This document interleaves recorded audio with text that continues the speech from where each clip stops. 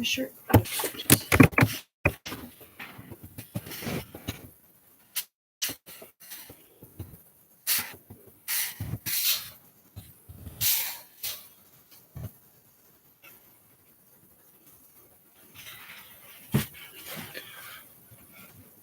Hello, hello, hello. Hi guys. Hello, hello, hello.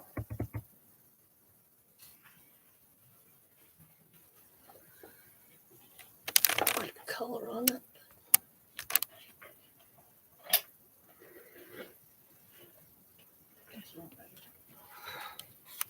Hey everybody, welcome in. Hi guys. Sorry we're late. We're running late today. I had to work late. And we had to have dinner. We did have to have dinner, but we were both hungry. Could you give me a... Oh, you're in the live. I'm coming. We're going to eat. Sorry.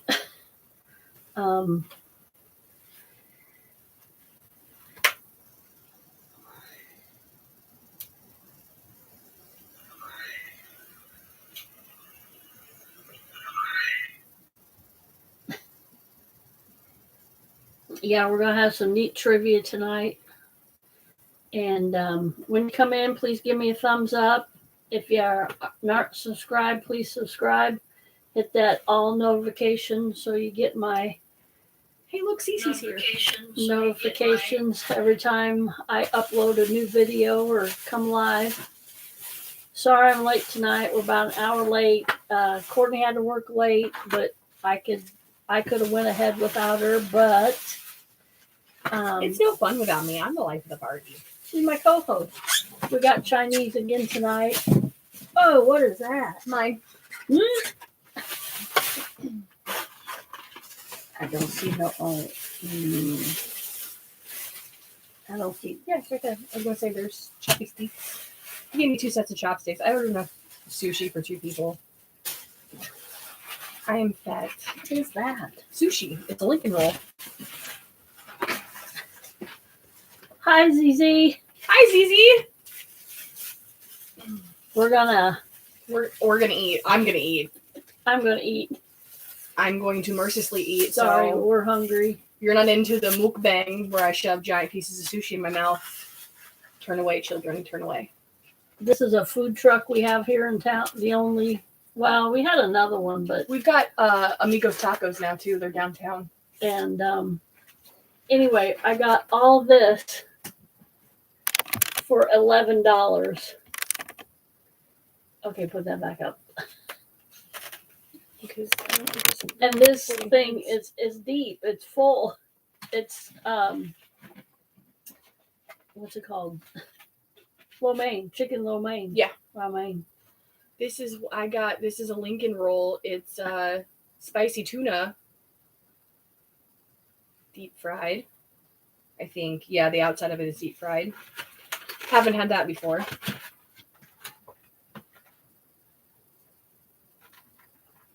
Or is this my Lincoln roll? Yeah. I'm sure I'm going to get 2 meals out of this. Last time I got this, and I ate the whole thing. I also got the California roll. Very nice. And I don't think I'll eat the whole thing tonight. I think this is Philadelphia with eel sauce, but don't quote me on that.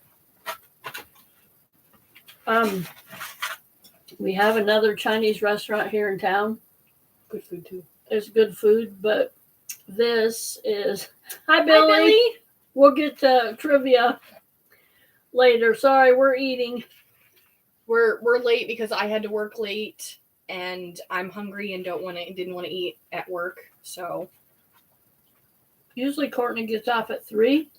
But I was supposed to work till 7, but I talked to my boss and let me off at 5 because Thanksgiving, a girl decided to no-show, and Courtney got stuck at work for 16 hours. So she took pity on me and told me I could go home at 5 as long as everyone showed up, and everyone showed up. And the girl that no show, no call, she had things on her Facebook. Oh, I'm so glad I got to spend time with my husband and my boys. And it's like, really? She had such a wonderful Thanksgiving with her family, and I was like, no, that's nice because I didn't get to. I don't know how I feel about warm sushi. It's not bad. It's just warm. And What is that? Ginger, pickled ginger. Mm. And there's wasabi there too. When it's touching my sushi, and we're gonna fight about that. Yes, I am her oldest daughter. I am Courtney, aka Cece. Sorry, ZZ. Yeah, this is Courtney, my oldest daughter. Thank you, Billy. It's pretty good. This is deep fried. I wasn't expecting that. I thought it was gonna be like tempura inside, but the whole sushi roll is deep fried, and it's good. It just threw me off. This is good, but our other restaurant we go to, of course, it's a sit down. They have vegetables and everything, and this is just noodles and meat, but it's good. Like I said, I'll probably just eat half of this tonight and save the rest for tomorrow lunch after church. Really big chunks of chicken. She could have hibachi that and added in vegetables. There's gonna be more. You did, Zizi. Good job.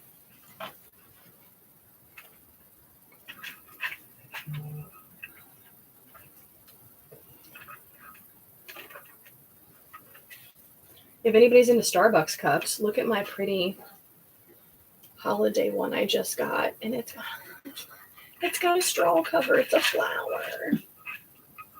It's so cute. It's got a deer on it.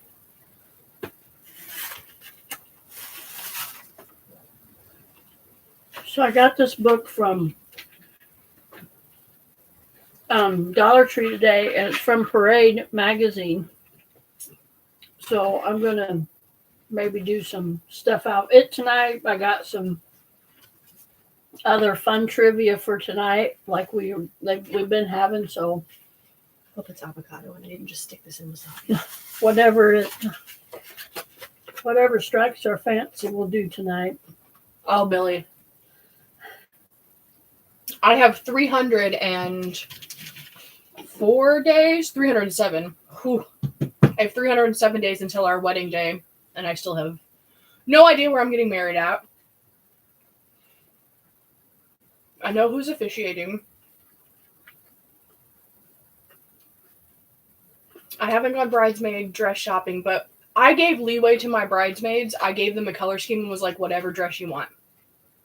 Tasteful, of course, because I have a hoochie sister. But I was like, whatever, this is the color. Whatever style dress you want, I don't care. Tasteful. My wedding dress is already here. I have some tinkering to do with it, but it's here. Zach wants to wear a vest, but the first vest he sent me was burlap. I have a vendetta with burlap, and we're not doing that. And then I sent him some pictures of some vests that I liked, and he said, those look homosexual. I'm not wearing those. So, I have no idea about flowers. We can do flowers. I have no idea about catering. Well, I kind of do, but I need to ask the person. I'm sure they'll say yes, but I need to ask. Prices, I still have no idea where I'm getting married at. If I'm going to get married at our church campus, if I'm going to go somewhere else. Tell what the original plan was. My original plan was to get married in Memphis. Graceland. Graceland specifically, because they have a chapel there and it's gorgeous. And Beautiful. It was only $1,000, and I was like, reasonable, $1,000 for a wedding, but traveling, and again, photographer, I have no idea who's going to take my pictures. I have to have pictures of my wedding, and I would like some decent ones taken, obviously, and no idea. But anyway, traveling down there, and obviously I knew not everybody would go down there, but the people that I wanted there, some of them wouldn't have been able to make it, and I feel like that wouldn't have been right, because you want your family to celebrate with you. So then we came up with the idea, just get married there. Have a small, like, my hairdresser came up with this idea, do like the tea cakes or the petit fours and, put a simple little rose on top. Everybody gets a piece, It would be probably only like 25 people down there. And then come back here and like next weekend or a year later or whatever to do a big blowout reception. So... But that's also not feasible to spend $1,000 to get married and then turn around and spend another couple grand to have a party up here. So, as wonderful as that would have been, So Zach and I said we'll just get married up here, which is fine. We got married at a chapel in Las Vegas and had the reception when we got back home. That's what my fiance wants to do. I keep telling him let's just elope, and he's like, let's hop the plane to Vegas. And I was like, no, I want our kids involved. I'm sorry. He has a daughter who's the same age. She's a year younger than Henry, but they're both the same age right now. She just had a birthday. And I have Henry, and I feel like it's not just me and him getting married. It's our kids, too, and they need to be involved in some way. And running to Las Vegas doesn't seem right to not involve them. For me, at least. I know he said, you know, he was like, she doesn't have to be involved. And I was like, well, he's like, not like that. That sounds bad. That wasn't his wording. But I want our children involved because we're a family, not just me and him. If it was just me and him, we could hop a plane tomorrow and do it. But it's not just us. We have children. Pass me your scissors. I wouldn't feel right not involving our kids. See, ZZ didn't elope. That was planned. See, I mean, we could plan elope, kind of. Our families would know, obviously. But like I said, that doesn't feel right to me because I have a child and he has a daughter. And it's like it said, it's not just me and him. Our children are involved. So I feel like it's respectful and it makes sense to involve our children. Helpful hints. Oh, that's good. A student in photography school and she did my whole wedding for $100. She bought her boyfriend, who was a student also. Oh, that's a good idea. I don't know any college students anymore. Well, our pastor's daughter-in-law was doing our church photos and stuff, and she does a great job, but they moved. And she's still up here kind of, sort of, and I'm sure if I would have asked her, she probably would have come back up here and done it for me, but I also don't want to impose and be like, now you need to come back to Illinois to do my wedding photos. Just threw my sushi. Did you get it in the trash can? Some of it.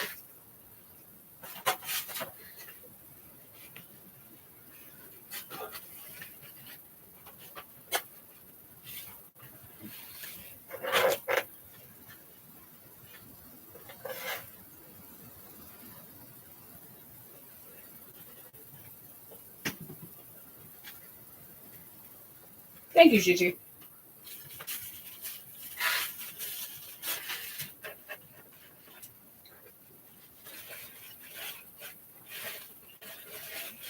I've had a couple quotes for wedding photos, and they've not been outrageous. They've been like $300 to $500, which I feel like is reasonable-ish. I also had a lady tell me she would do my engagement photos and my wedding photos for $1,000, and I was like, ma'am, that is the price I'm paying on my venue. And she told me that was like 5 hours of photos, and I was like, I only need a couple hours. Like, reception photos, I don't think are necessary. Everybody's got phones. Everybody's gonna take pictures. Ceremony pictures, again, everybody's gonna take pictures, but some nice ones would be okay. And of course, you want to, pictures with your bridal party and groom party. Okay, but everybody's got phones. They don't have to be professional. I had a wedding video, and I haven't even seen it. Emily live streamed her wedding. And I've been divorced for 16 years. I've been divorced longer than I was married. Happens. Such is life.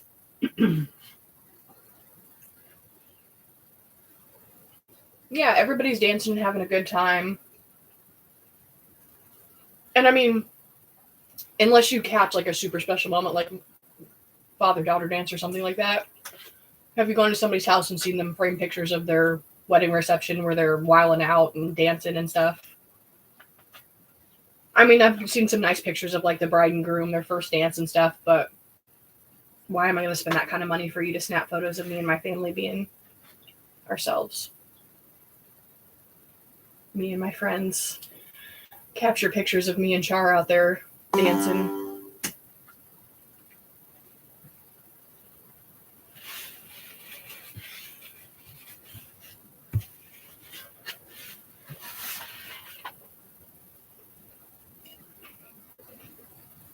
But anyway, 307 days to get my life together. I had a nice simple wedding. I was 4 months pregnant when I got married, but I wonder who that could have been. me and my mom and my uncle did my reception. We had real thin sliced ham, and I think it was roast beef and potato salad, chips, a relish tray, and everybody was giving me compliments. Oh, nice. Billy got married 7/7/07. That is a good wedding date. Mine's going to be 9/29/23. Also, we're not having a Christian church ceremony. We're having a hand fasting, which is like a Scottish tradition. And so that's also like, I don't know many churches that would let us come in and have a hand fasting ceremony in their chapel. Not that it's like a bad thing. It's not. Traditional Christian. Yeah.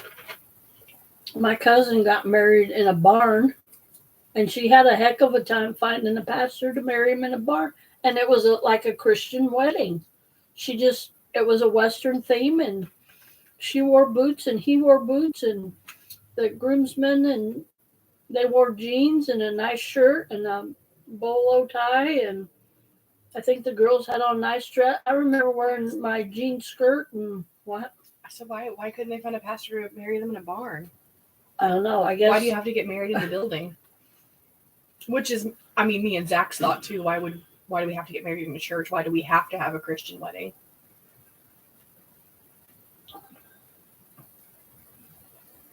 So yeah, I did mine on a budget, and everybody said it was really nice.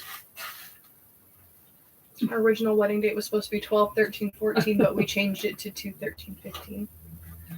Nice.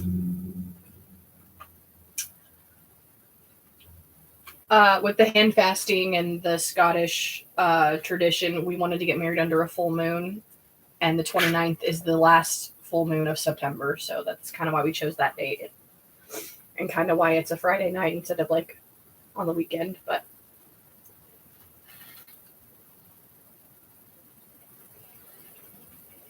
we don't have to get married under a full moon, but the tradition, I read it somewhere, I can't remember it now, but it's something about the tradition to have a prosperous, because hand fasting started as, it's not an actual ceremony, it started in Scotland as a promise that you would be married, that you would be together for 1 year, live as man and wife, and if you still wanted each other, then you would get married a year later, and if you didn't, you could part ways and nobody,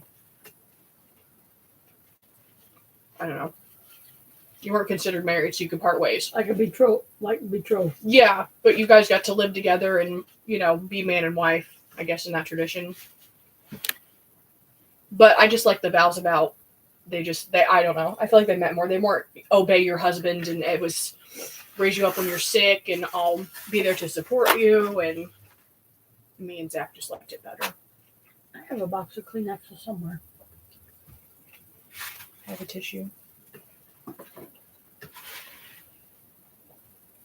So her wedding will be nice if it's on a budget. If it's not on a budget, I can have a nice wedding on a budget. It's just,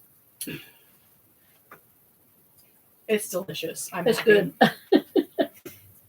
I also wish Zach would help me a little bit more. He would like it if I planned everything and just told him where to show up. But I would do it. Hey, Mark Rob. Hi, Mark. Happy belated birthday.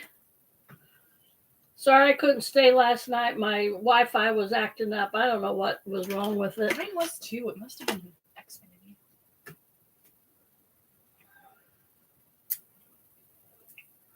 I'm done eating. I'm full. I'm not. I'm still eating my sushi and thoroughly enjoying it. Of course, I'm drinking water. I haven't drank water. I didn't drink any yesterday. Yeah, I did. I drank 32 ounces out of the tap. You drink tap water? Yeah. Bleh. So, yeah, our tap water here is bad. You can just smell the chlorine. You smell like you're at a public pool when you open your taps. Yeah. So I don't drink tap water. So I asked Courtney if she'd get me 5 gallons of water is heavy. I have a big 5-gallon jug, like by the office, the water cooler, you know.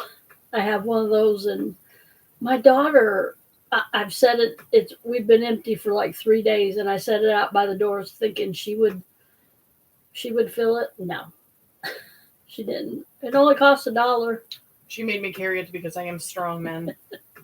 I can carry it. It's just.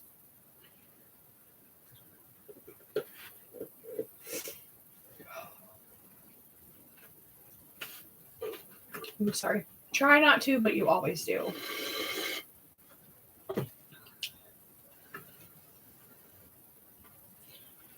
I'm also a stress procrastinator, so like I know I could get it done early and it would make my life easier, but it's gonna be great if I wait till the very end because then I'll just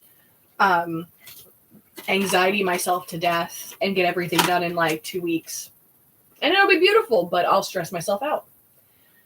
And I'll either lose 50 pounds because I won't eat and I'll sit in the bathroom and cry, or I'll get it done.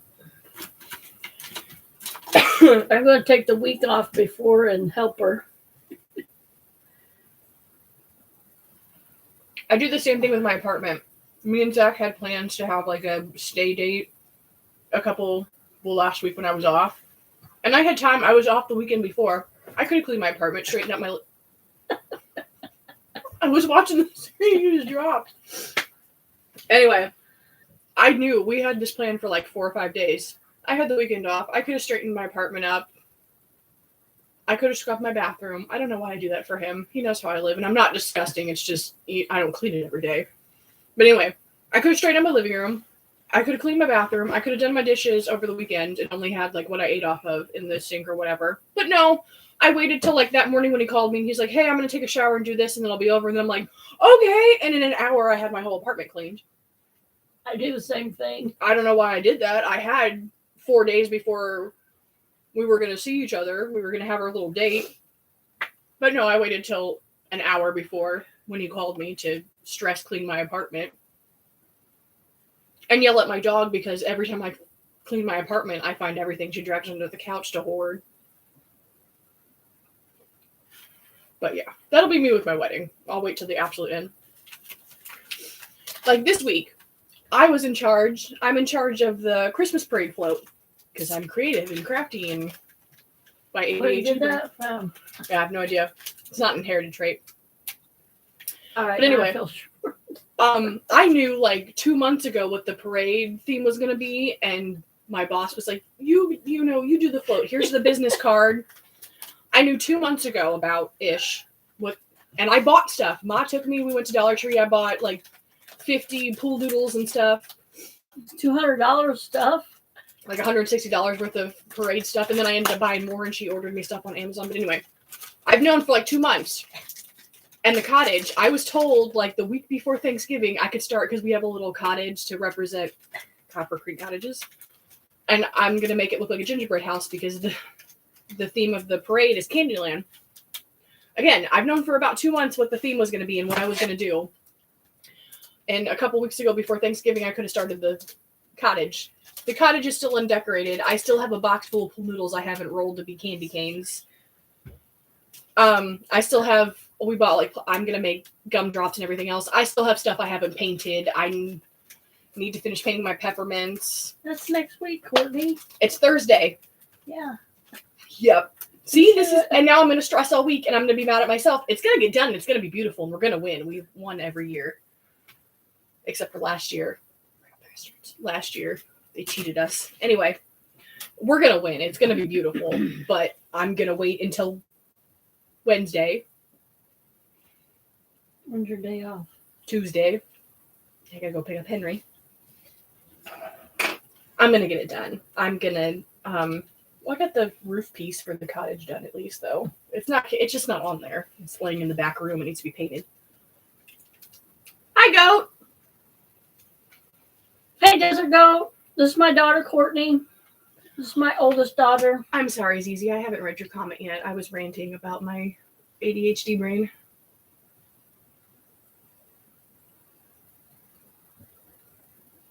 Understandable. I'm still scared that's what's going to happen. I'm worried that I'm going to put all this effort in, and then like June or July, I'm just going to get frustrated and be like, but just elope now. Let's go.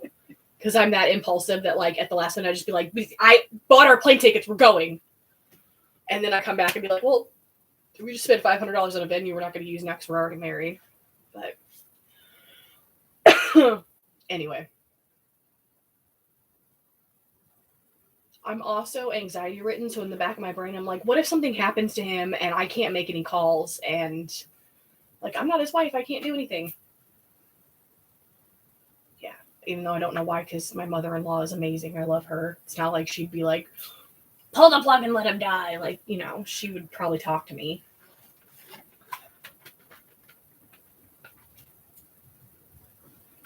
But yeah, I just, my brain is like, what if something happens and he dies and you have nothing because you're not married?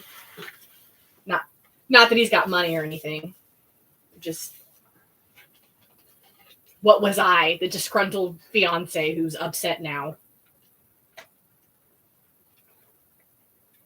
I guess it wouldn't be disgruntled. Disgruntled is mad. I wouldn't be mad. I'd be, I don't know, grieving. I'd be the grieving fiance that nobody gave a crap about because we weren't married.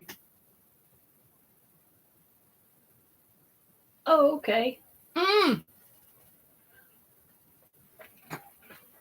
Look at these cute little. They're Brahmas.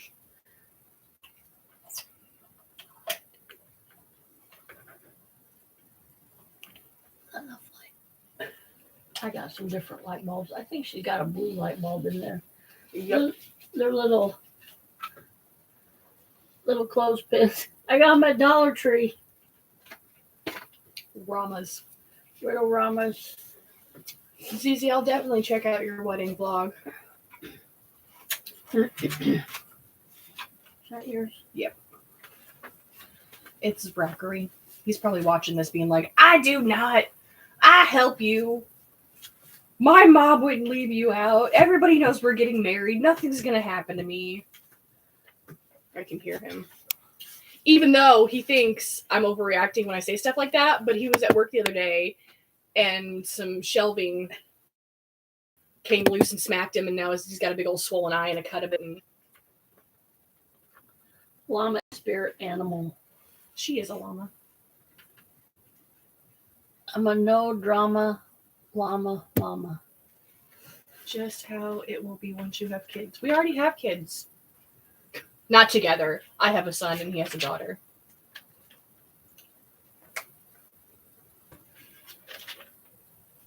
Yeah, so I was looking at this at Dollar Tree today. And it's from Parade. And I'm like, oh, this is more towards kids. But it's really not. It has all kinds of stuff in there. No, she didn't make the llama clip. She bought them. Yeah, I bought them. They're still cute, though. I got a llama cup. And I'm like, oh, I love this. Oh, those. You can shut all those off, by the way. You'll have to show me how to do it. I got a llama cup, and the long neck. Whenever I drank, and no matter how, because I think the tail was the handle. No matter which way I held it, its head was always hitting me in the face. So it's cute. Henry loves llamas too. Nice. And I have a little bitty rubber one. Where did I find that? I keep reading your shirt. Big Daddy Weed. Aww. I don't have I have my work uniform on. Mine says Copper Creek Cottages, Memory Care. That's where I work. What goat say? Wealthy llama cup can't be any worse than a coffee cup that my friend got me. Okay, tell me about your coffee cup. We have to know about said coffee cup. It's cute. It's just, it's not functional. Maybe if I put a straw in it, maybe for a cocktail or water or something. My fiance has an obscene one. He used to be a mechanic, and it's like the beer posters type thing, but they're on motorcycles. So it's like bikini girls and on motorcycles all over his cup. And he loves it. And I frequently get pictures of him drinking coffee in the morning holding said cup. And if you can't tell from the neck up, I'm not a bikini-clad motorcycle chick. I'm the motorcycle chick that'll get off and beat you with a bat.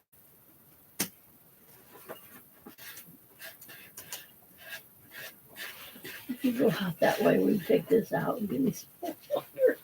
If you don't have to. Okay. Because if I eat any more of the sushi, I ain't moving.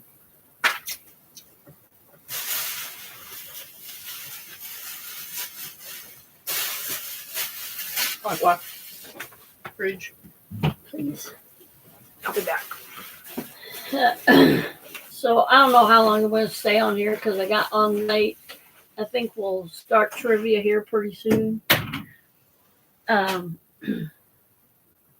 haven't decided. I ran off a bunch of trivia I did on my phone, and then I got a printer and I printed it off, and I'm like, I don't know the answers, but one set it printed off all the answers first, and I'm like, I got to know the questions so I can ask the questions. This one is general knowledge, and then I got one that is it's a specific. Let me see, general knowledge, and that one says general knowledge. My last spicy tuna roll was Spicy. Okay, that's the same one. Oh, it printed off. Uh-oh. Let me see. Difficulties? Oh, it printed off the answers, and then I'm like, oh, the questions and the answers, and no, here. Okay, Goat, I love that. read it for me. It says on the side, it says have a nice day, and on the bottom it has a hand with a certain finger showing. I approve. Okay. I'm a Harry Potter nerd, and Zach keeps sending me the coffee cups that are like, not today, Muggle. Hufflepuff. Slytherins don't give a shit. That kind of stuff. Which makes me laugh. But the only place I really drink coffee, I don't really drink at home. I drink tea at home for some Okay, reason. this paper is about 20 sheets. It's wasted because I got everything here. Oh, no. No. Oh, that's just the questions, and those are the questions and the answers. Oh, And no. this is really neat because it gives you like an explanation, like it explains the answer, which is really neat. Okay, I got songs, trivia, a piece of cake. That's what Vote for song trivia. that's what it is. That's what quiz results of a piece of cake. Now this did the same thing because it gives you multiple choices, and I wanted the answers.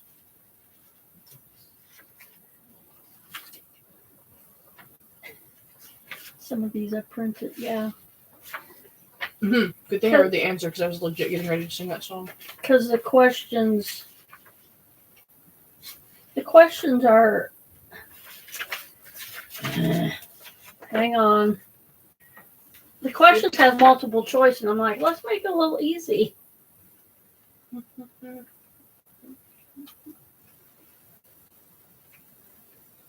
Okay, I'm going to have to look on my phone. Look for the piece of cake.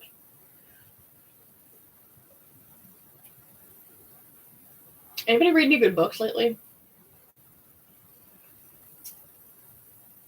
Billy votes for song trivia. Okay, song trivia it is. I'm reading Jerry Lee Lewis's biography in his own words. It's pretty good. Not pretty good. It's really good. I'm a Jerry Lee Lewis fan, so I'm enjoying it.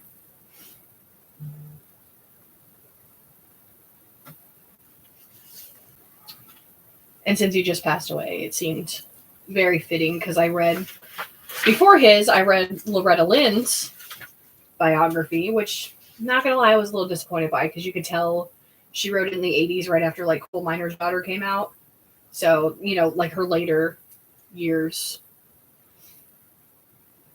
See my glasses anywhere?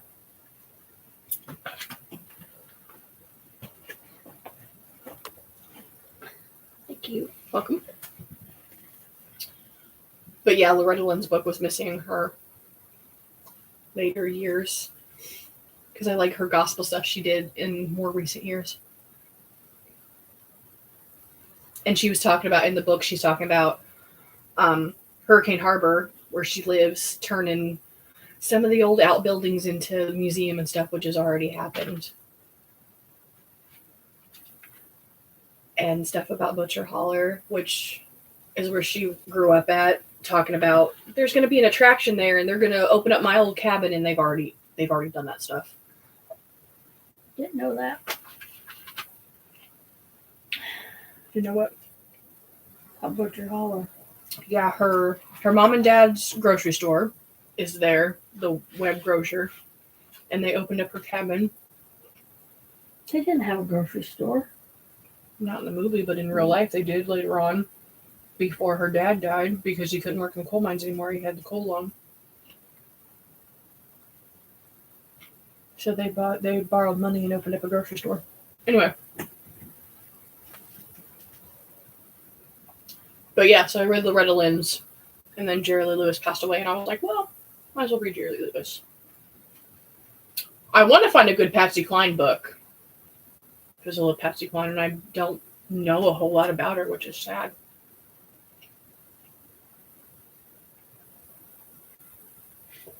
Old military how-to book. As riveting as that sounds, I'm not a military book fan. I don't even really like military movies. They don't pique my interest. Kiss trivia. I'm trying to find this one that I have the answers to. It's really neat. This has the right answers, though. It's got green check. No, I know, but I want all the answers because they're multiple choice, and that makes it fun. Oh, sorry.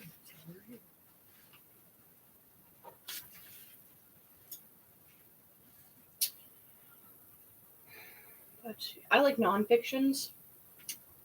Biographies, I guess.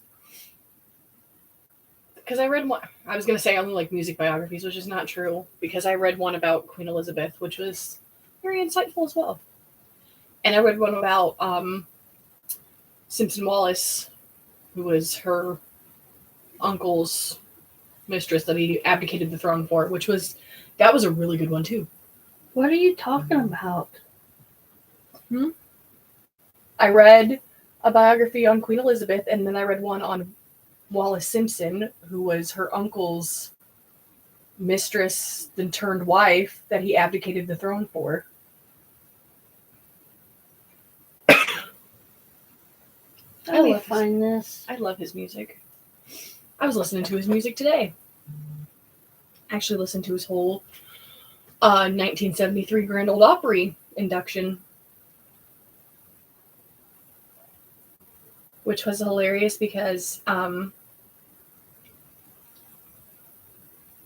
they snubbed him in the beginning, which is sad. And then when they asked him to come on, they asked him not to play some of his rock and roll music, and he told them that I'm Jerry Lee Lewis and I'll do whatever I want. So he ended up playing a mix of everything, because in the 70s is when he started doing the country stuff, country blues stuff. So that's when the Opry was like, okay, you can come on now.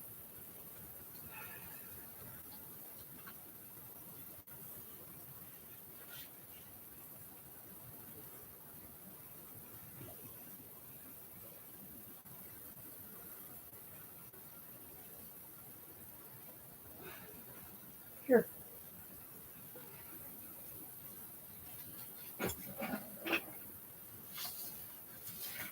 I'm sorry, gang. I thought I was all ready, but I'm not.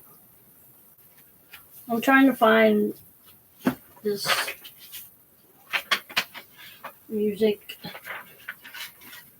I have the answers, but I want the multiple choice answers because just to put the question out. I think it's fun, but it's funner with the multiple choice because I don't know about you, but I always, oh, it's that one, but oh, it might be that one. I always second guess myself. This one quiz I took, I only got a couple of them wrong. So I'm like, hey. And you don't have to take the quiz, but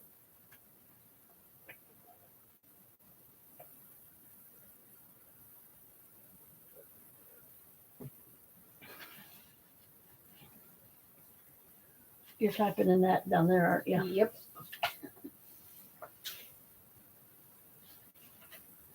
Yeah, my printer was running out of ink and it printed it all red. Well, it says that these records you have even. Oh, this is no record. These go back and reload and try again. It might be like it was timed, like it. When did you print these off? 10:44 a.m. No, I mean like what day? Like in the last couple days? today. Okay, I'll just go to your history then.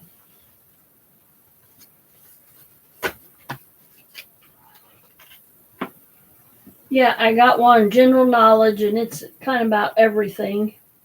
And then this song one is kind of neat.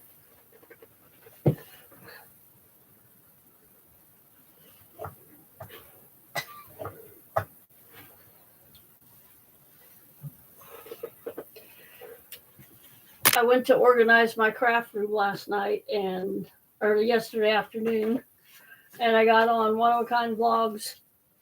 Power trivia game, piece of the cake. Okay. Ta-da!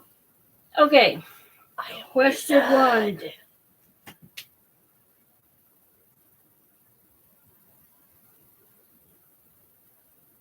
This is not it. Last. That's the piece of the cake. Piece of cake. Piece of cake. It's not. That was the only piece of cake in your history.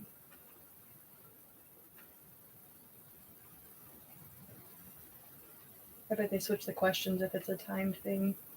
Could be. So that you can't cheat. Where do you go to my history here? No. Here.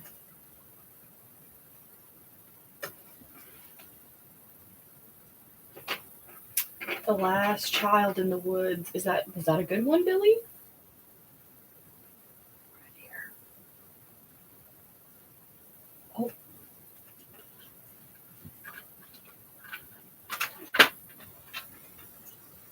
I was going to read the Book of Mormon just because I'm curious, but I can't.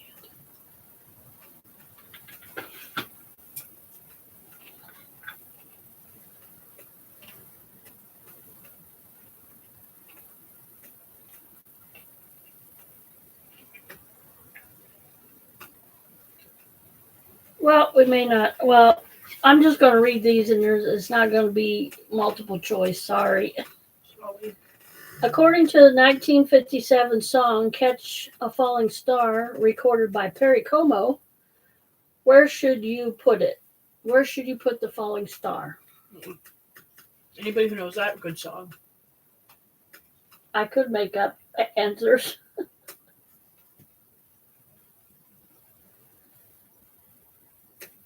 Yeah, it won't come up in my history.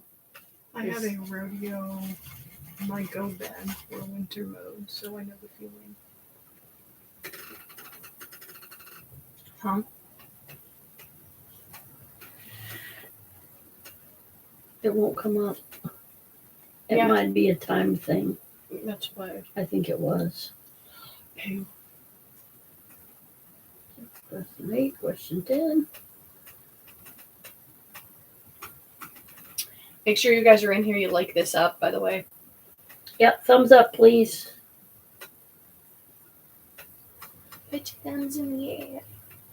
This hourly game ends in 44 minutes. I don't know if mine was like that or not. Yes, Goat, you are correct. In a pocket. Yes, in your pocket, to be exact. Catch a falling star and put it in your pocket. Recorded in 1957, Catch a Falling Star becomes the RIIA's first ever gold record in 1958. It also won Perry Como a Grammy Award. The song was written by Paul Vance and Lee Pockriz.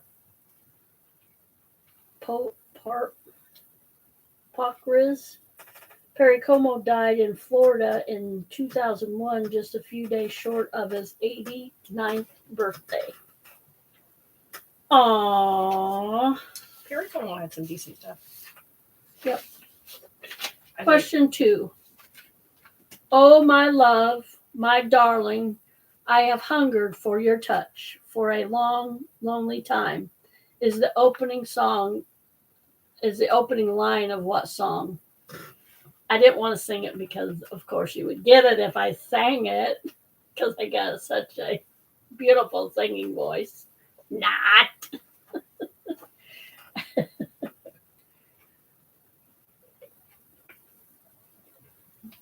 Now I'm singing it. I know. That's what I was doing.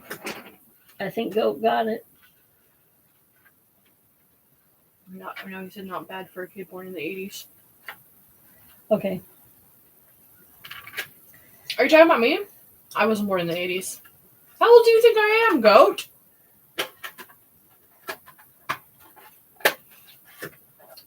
If my camera wiggles, sorry, I'm not comfortable. I got to get my craft room straightened up. Maybe tomorrow. I say that. So I was just not in the mood to do anything yesterday, and that's about what I did. I did get my curtains hung up in here. They look fabulous. Did you see the outside? Yeah, with your Cubs flag. So in Illinois, where we live, we're in the central part of Illinois. No, Billy, it's not Stand By Me.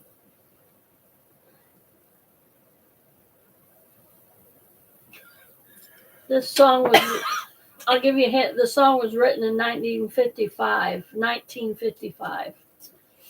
Goat, I have you know, I am 29. I was born in 93. I'm a 90s baby. But I have good taste in music. So Central Illinois, you're either a Cardinal fan or a Cub fan or a Sox fan. Or some people are out there that live that are Reds fans. Why?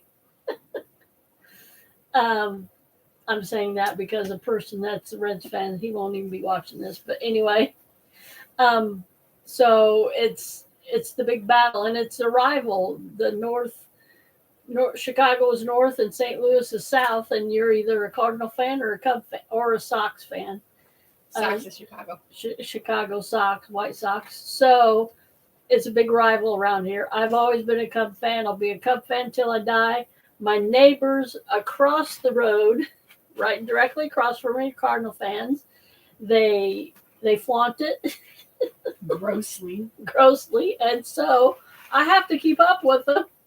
So they had a Cardinal flag in their front window, which is their living room, dining room.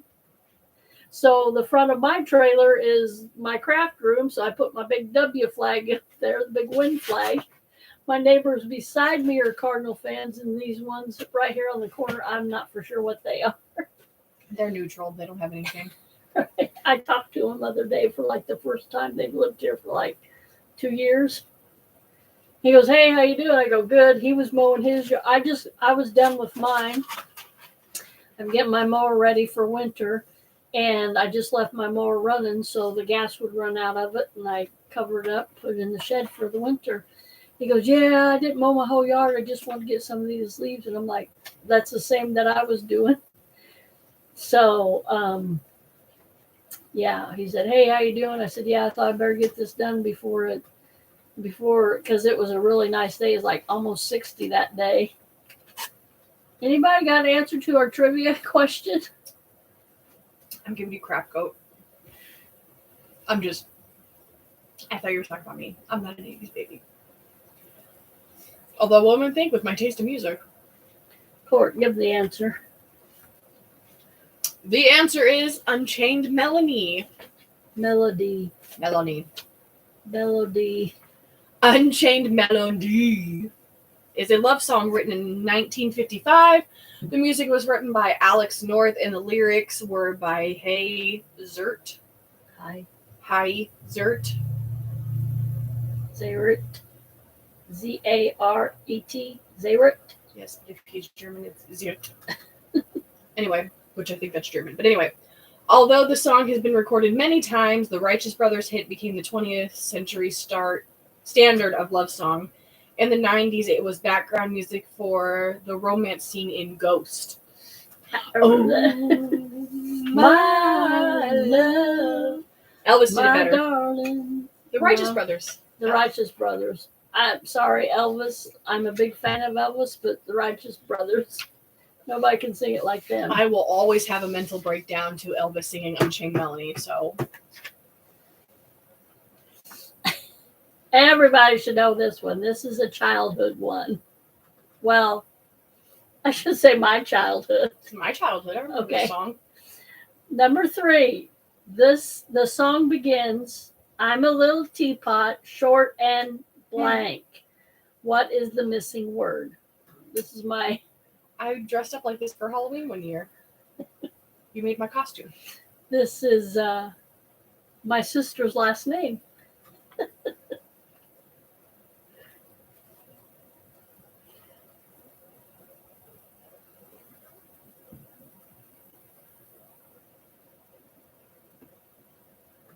Everybody hear me okay? I think I got my volume up all the way. I decided to go on my... I'm finding cold. just go live on YouTube on my laptop because I got it back.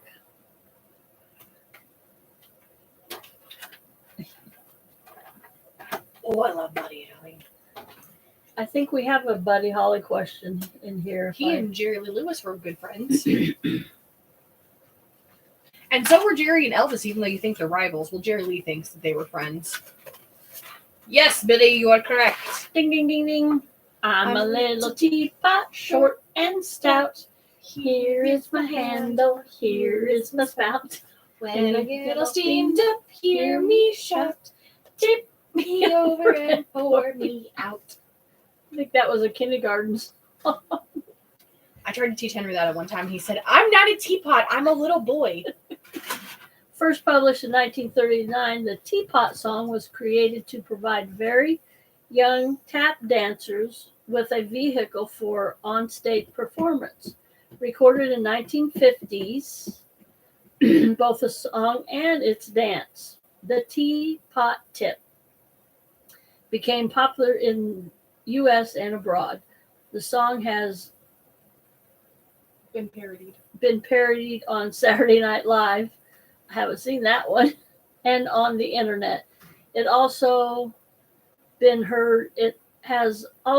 heard in 2 Stephen King movies. I want to watch that movie so bad. Okay, next question. Now I'm singing. I just like these because it gives you a little history of the answer. Number 4, Olivia Newton-John is a singer. Wow, really? Among all her songs, she sang Physical and Heart Attack. What is another song that she sang? She sang a lot of songs, but this is... Yeah. See, that's why I wanted the... She sang quite a few songs. Multiple choice.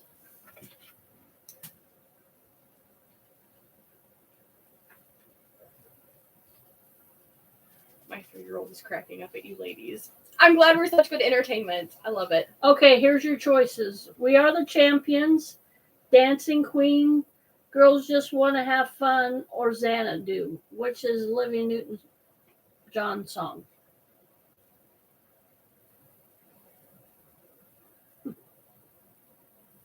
Let's get physical. I want to get physical. Let's get into physical. Let me hear your body talk. Ultimate 80s song. Good time. I think of leg warmers and headbands and Yes. sweaty oiled men. Billy says great performance. Oh, if you think that's good. You should see me at work trying to coax my residents to do stuff. I don't know how many times my goofy butts dance down a hallway to get them to go to the room.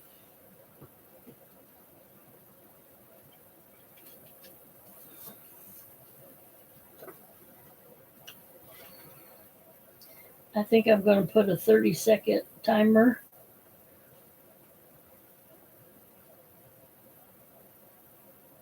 Billy says Xanadu. Billy's right. Xanadu. We Are the Champions is by Queen. Dancing Queen is by ABBA.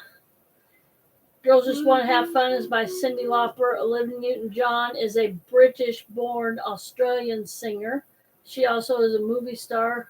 She was a movie star who played Sandy Olsen in the movie Grease. I didn't realize they had last names. Oh no, Danny Zuko. Courtney, jeez.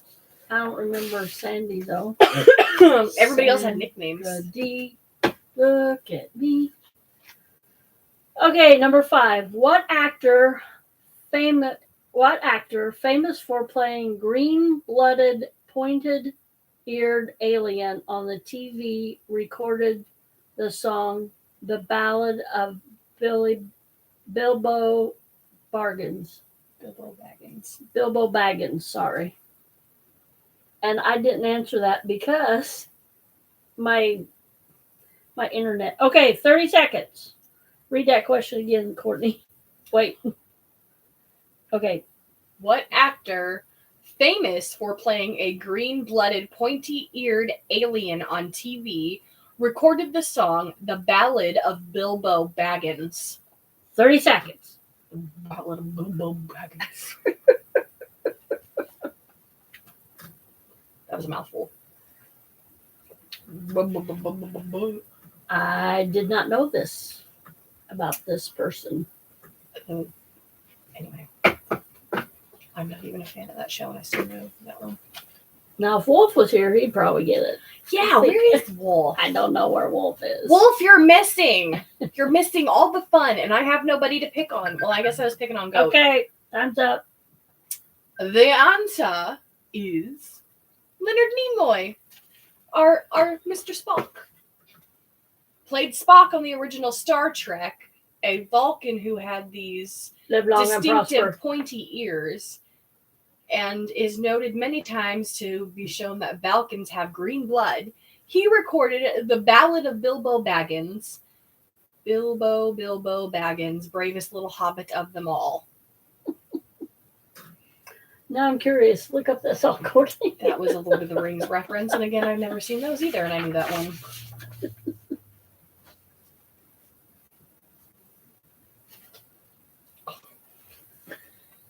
Let's see if you know this one. Okay. I did because multiple choice. Jack Bruce, who played bass guitar, sang and wrote songs for the seminal 60s rock trio Cream, passed away in October 2014. Do you know Cream's famous guitar, who later had a successful solo career with songs such as Layla and Tears in Heaven? Oh. Was it... Give me some guitar players. Keith Richards. Paul McCartney, Eric Clapton, or Santana? Yeah, there. I was trying to think of Chuck Berry. Richie Sambora. I had Bon Jovi stuck in my head. I was trying to think of the one that plays in Hollywood Vampires now. Aerosmith. Guitar. Joe Perry. Joey Perry. I don't know why I couldn't think of that. You know, it's funny. I was thinking the other day, Johnny Depp. And somebody, I think this was a trivia question or something. It's like, you know the front men like Bon Jovi, John Bon Jovi, and Richie Sambora, but do you know the drummer? And because you usually don't. There's a few bands that I know everybody, but like the Rolling Stones had no Mick Jagger and Keith Richards, but who's the other guys? And of course the Beatles. I do. I know all the Beatles. Ringo Starr, George Harrison, Yes. Paul McCartney, and John Lennon. Yes, Billy, it is the Clapton. Eric Clapton. Layla. You got me on my knees. Jack Bruce was a key member of Cream, singing and co-writing most of their well-known songs such as White Room, I Feel Free, and Sunshine of Your Love. While the trio were only active from 1966, very good year, to 1968, they had a lasting influence on rock music. Drummer Ginger Baker was the third member of the trio. See? I didn't know Cream had Ginger Baker. I forgot that Clapton was in Cream, and I should have realized Me that when you too. listened to Sunshine of Your Soul, because that guitar. Okay, number 7. What do the musical groups Bee Gees, the Carpenters, and the Jackson 5 and the Osmonds have in common? Did they sell shoes together? Did they break up? Bands that broke up? Were they all family members? Or their mom and dad managed them? That's your choices. The Kardashian syndrome. Yes. Which is what I'm now going to refer to it. I used to watch that Joe show. Jackson syndrome, I guess. I watched that show religiously, and then, I don't know, I guess I learned the truth about him. I'm like, why am I watching the Kardashians? I was just talking to a nurse that I've worked with for, it seems like, ages. We took care of, we had a 30 seconds. We had a horrible resident one time. She was awful, cruel, she wasn't Alzheimer's. She was just very cruel and rude, and we owed her something because she was in the nursing home type of mentality. And she religiously watched the Kardashians, and she kept her hair short like Kris Jenner. And she refused to take showers and only wanted baths. And if you've ever been in a nursing home, the bathtubs are gigantic, and there's a lift for them. And they take ages to fill up because they're so gigantic. And it makes the whole shower room hot. So that was just a pain. And we were just talking about her, which is funny. Okay, anybody got the answer to that? Nope. Last thing was Billy loves that song. Billy has good taste in music. What do the musical groups Bee Gees, the Carpenters, the Jackson 5, and the Osmonds have in common? They were siblings performing together. The Bee Gees was a group made up of the Gibb brothers, Barry being the oldest. Barry. The Carpenters, sorry, I just got flashbacks to Justin Timberlake. She loves that. I hate it. I don't like Justin Timberlake. Was it Jimmy Fallon? Yeah, Jimmy Fallon doing their little skit. The Carpenters were brother and sister act by Richard and Karen Carpenter. The Jackson 5 included the Jackson brothers. Michael Jackson was the youngest. LaToya was the youngest, wasn't she? Mm-hmm. But LaToya doesn't. Yeah. Well, she didn't back then. She made a couple little appearances. She was so cute. She did fitness stuff back in the 90s. No, I'm thinking Janet. Janet's had her own career. Janet was the youngest. Anyway, the Osmonds were a large family of brothers left from the group. Donny Osmond emerged as a top music performer. That one song that he came out with a couple years ago, I'm like, no. It was like, remember I showed you the video? It was like Donny Osmond. He's trying to sing kind of sexy, sultry. And I'm like, no, not Donny Osmond singing what was it? I don't remember now. It was, I'm like, no, that's terrible. Donny. I remember he almost won the first season of The Masked Singer because I was invested in that show. Okay, here we go, Desert. Desert Goat. Here's your trivia question. Ooh, what was the name of the backup band for Buddy Holly? The Beatles, the Moths, The Margarines, or the Crickets? I was trying to get all bugs.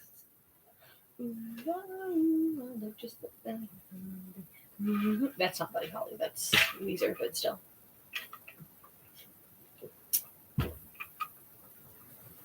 Buddy Holly and Jerry Lee Lewis were really good friends. They were drinking buddies. And Jerry Lee Lewis thought he was an amazing songwriter.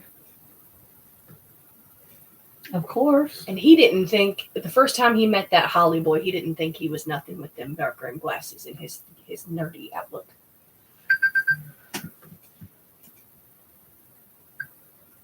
Anybody have an answer? I'm only given 30 seconds on these.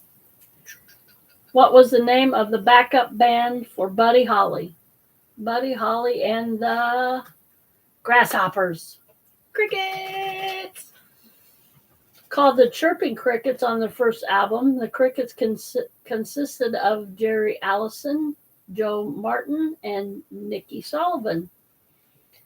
They were most influenced in establishing the two guitars, bass, and drums style of rock band. After Holly was killed in 1959 plane crash, they continued playing with other lead vocalists and releasing their own material into the 21st century. Wolf! You joined the party!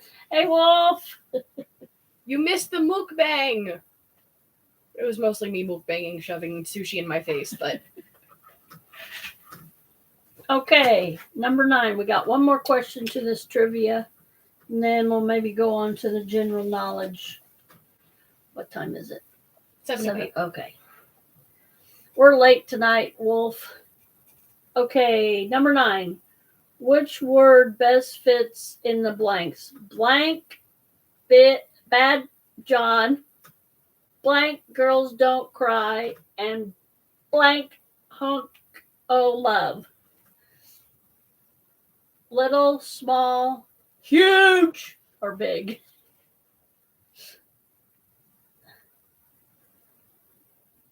I had to work late.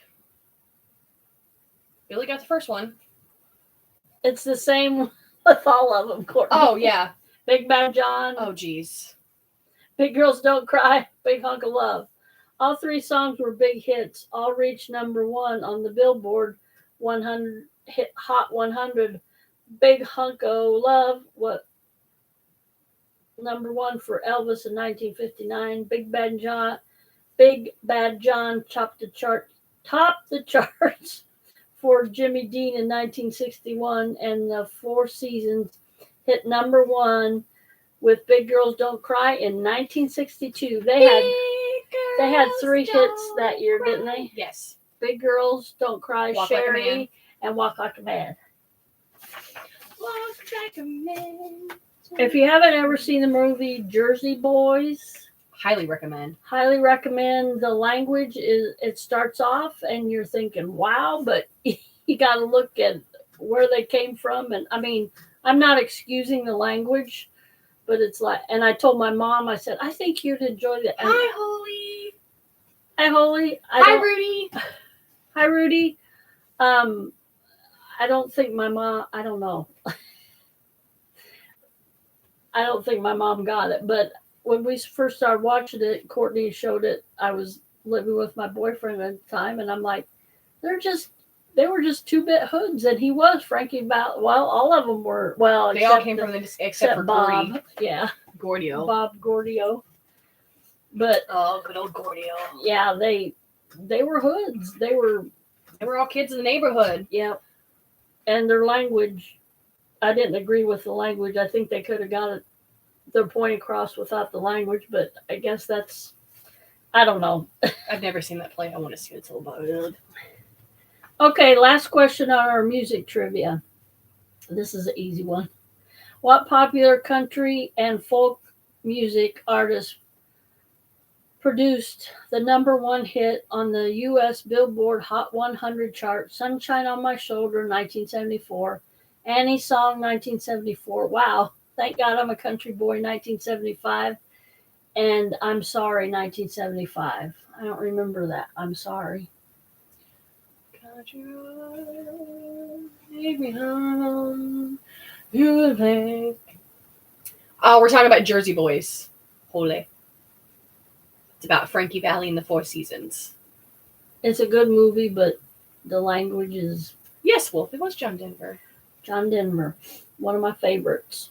Me and my mom went out to Aspen. I think I touched on that a little bit. Music.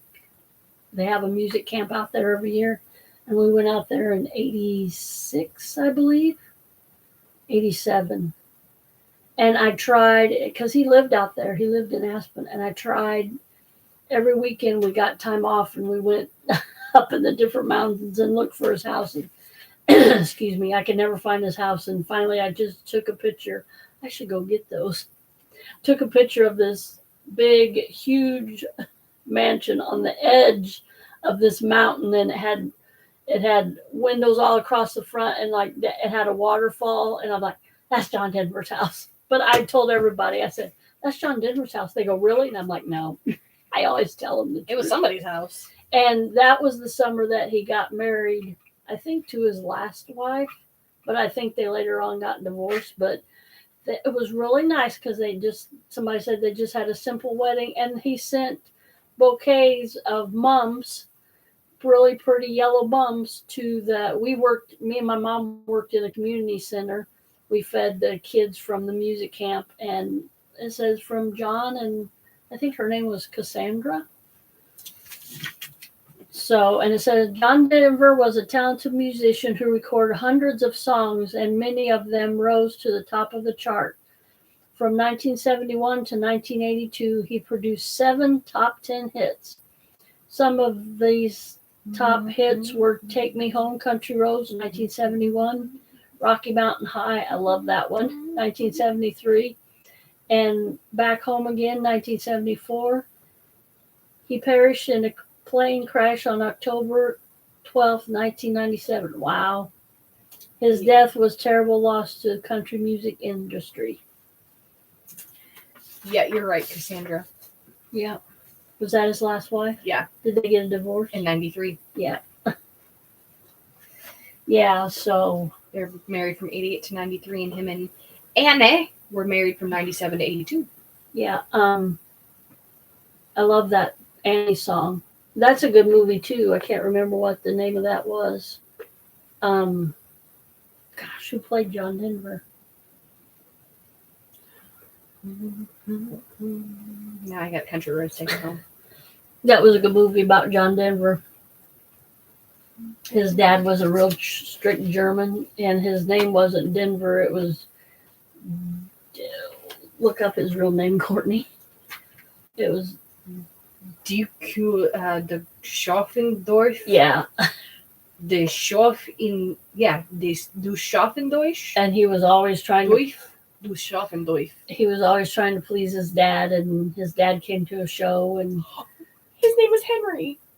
His dad's name? No, his name, Henry John Doofenhaus Jr. No wonder he changed it to. Professionally known as John Denver. His name was Henry. There's a little boy running around in Dollar Tree today, and his mom says, Henry, quit running around. And I just about said, did you say Henry? He looked like he was about the size of Henry. What Holy say? Sorry, Holy said, she just said hi. Colleen, how many trombones were marching in the band? 76. Oh. Didn't Richard Thomas play John Denver? Do we know the name of the movie? I miss Henry too. Holy, he comes home on Tuesday, so he'll be in next week's live. Or he'll be running around. It seems like he did.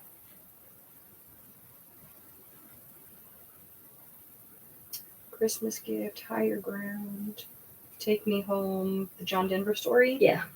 It says Chad Lowe, Kristen Davis, and Gerald McRae. Chad Lowe played, yeah. Chad Lowe played John Denver. That might be in a different... Came out in 2000. Is that the one you're talking about, or was it... I think so.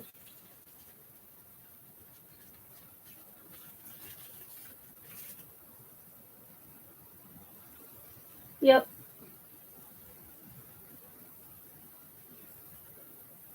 It was Shadlow. I remember now. Okay, you guys want to do some more trivia? I got 15 more questions of general knowledge questions.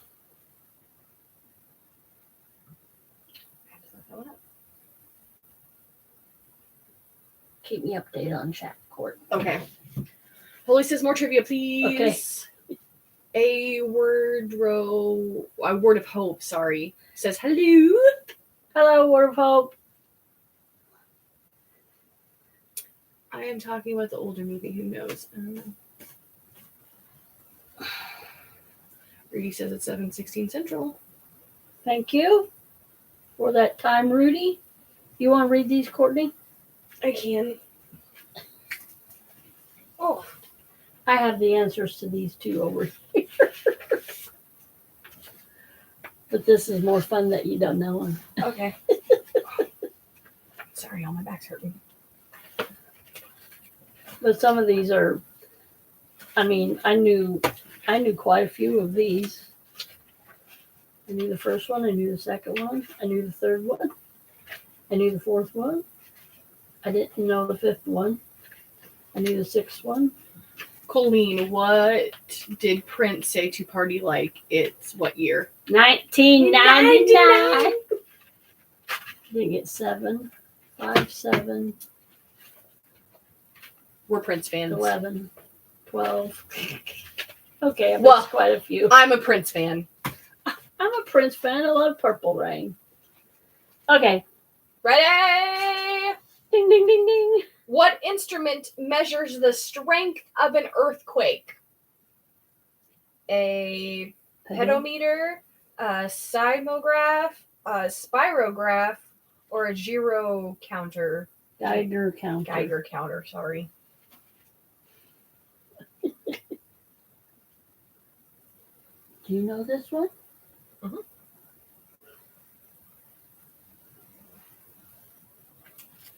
I studied this. I'll read the answers and... Yes, I can repeat, Holy. What instrument measures the strength of an earthquake? A pedometer, a seismograph, a spirograph, or a Geiger meter? Geiger meter.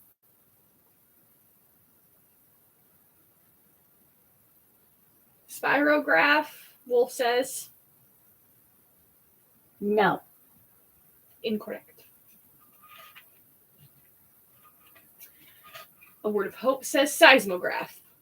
Yes.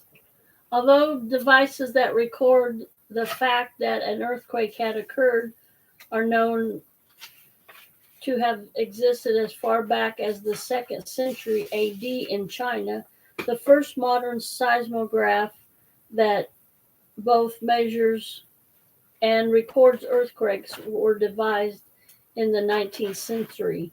In 1979, the Italian physicist Filippo Cecchi, Cinci, 1822 to 1887, devised a seismograph that uses pendulums to measure the movement, and a design which influenced developments later that century by scientists such as James Ewing and John Milne.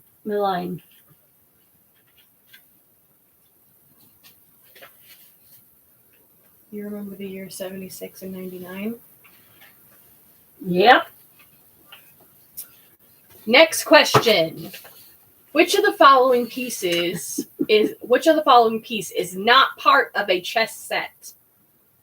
A pawn, a king, a cardinal, or a bishop?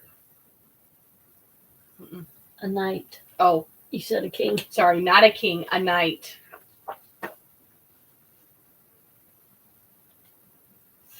You know this one because you learned how to play. You tried to teach me knight. Mm-hmm. I still play chess. I play online, but I don't know. I occasionally play chess. Yes, Wolf, you are correct. Cardinal is not a part of the chess piece. The game chess is believed to have its origins in the Indian game of Charurega. Charurega. Records of this game can be found over 15,000 years ago, 1,500 years ago. Although archaeological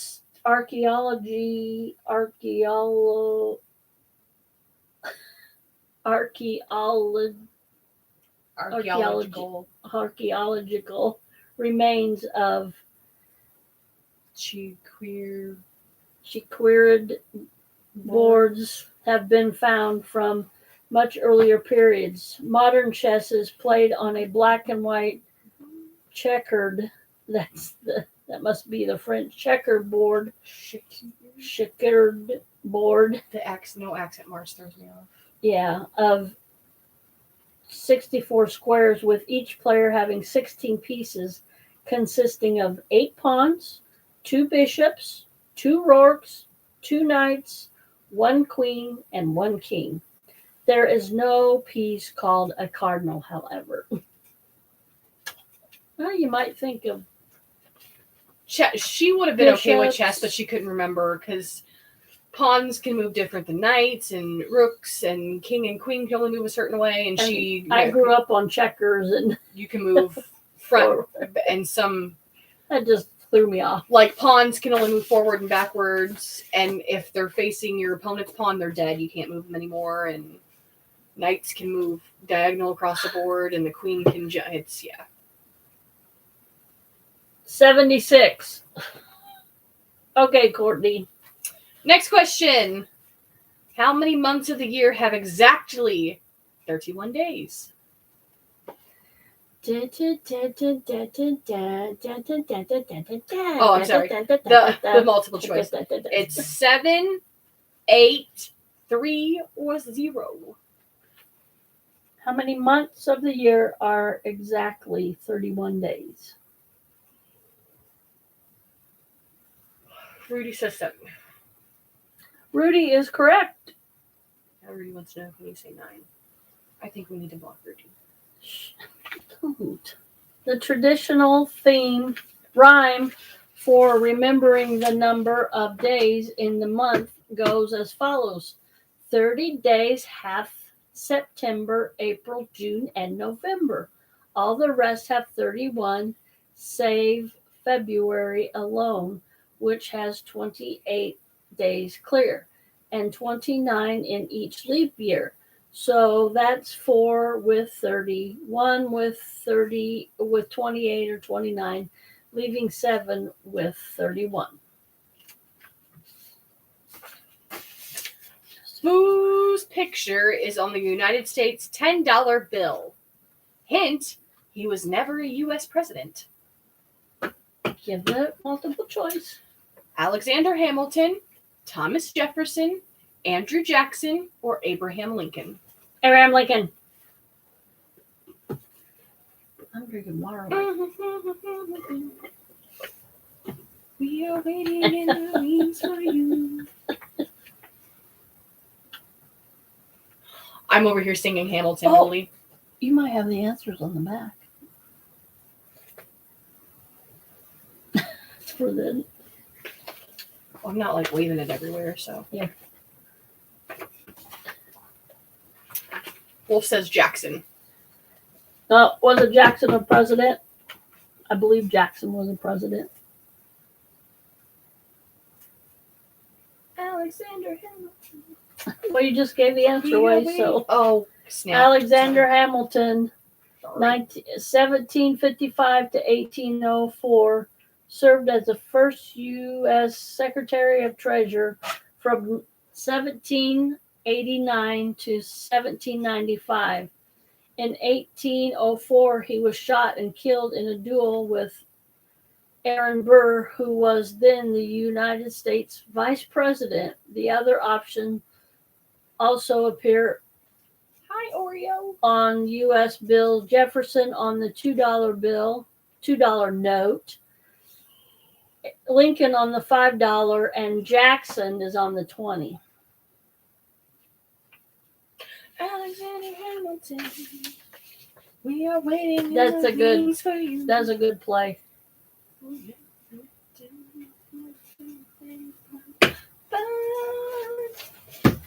And if I would have read this question right, I would have got it. There's a little hint in this. There's a little hint in this question. In 1995, which sad color was chosen by consumers to replace the tan M&M candy? Read your choices. Red, dark brown, blue, or dark green?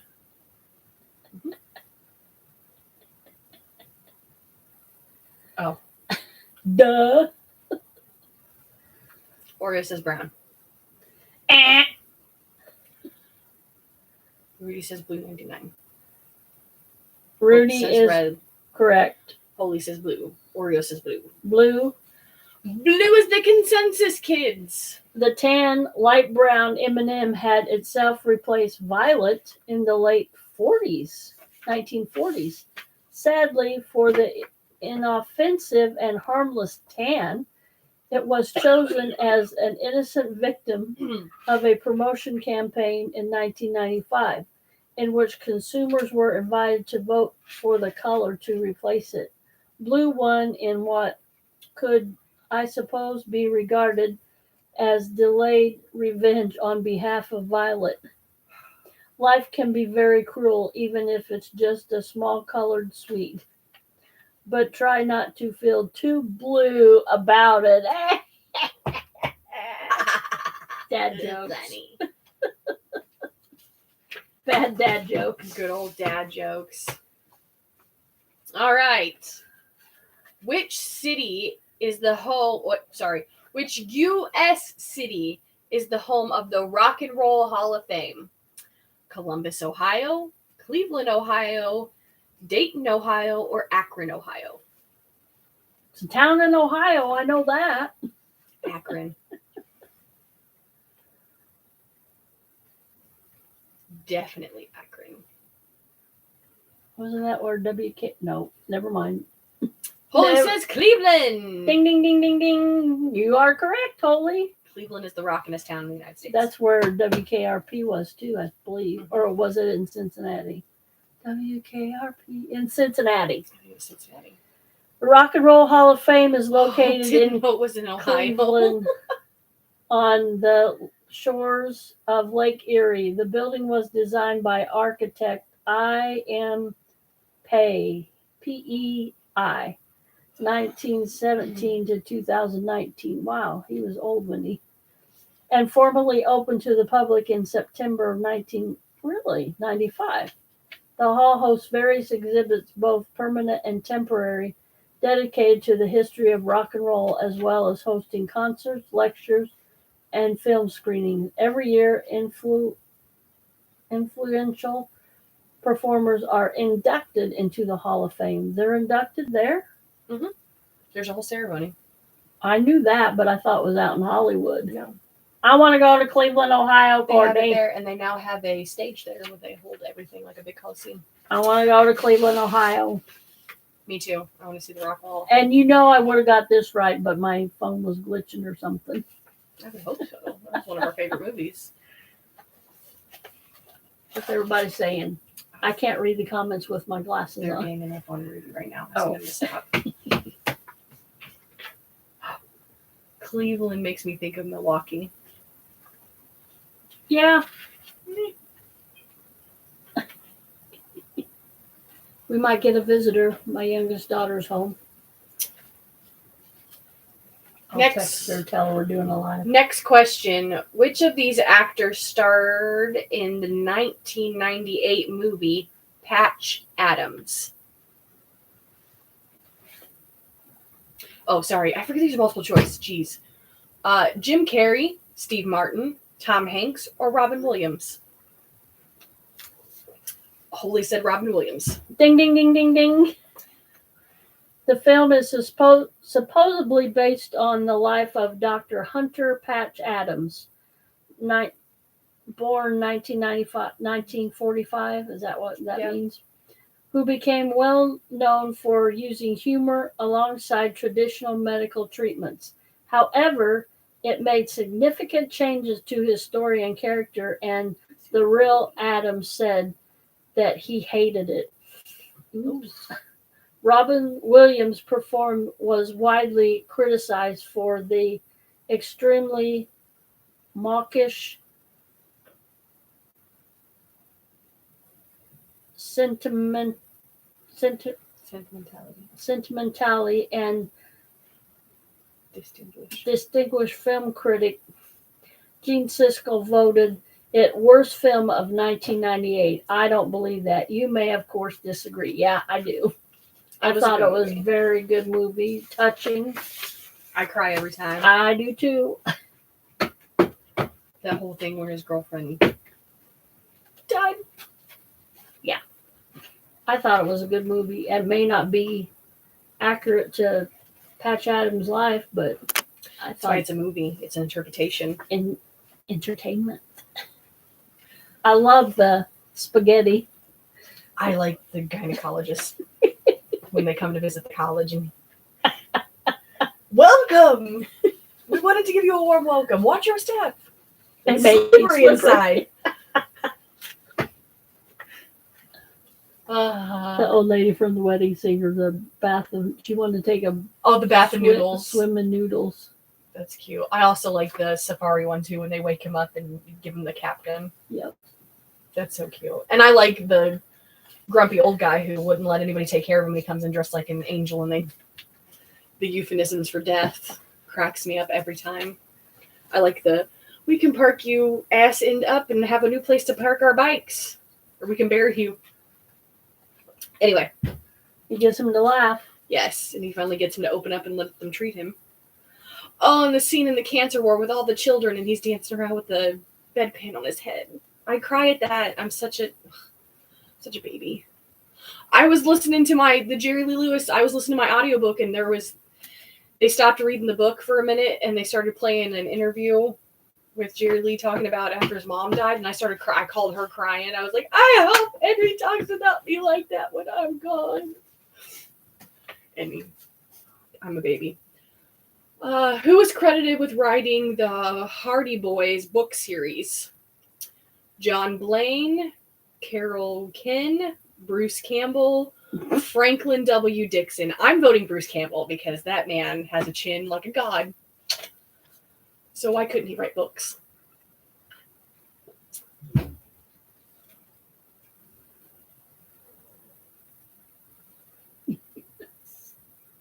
I have her stool if she's looking for it.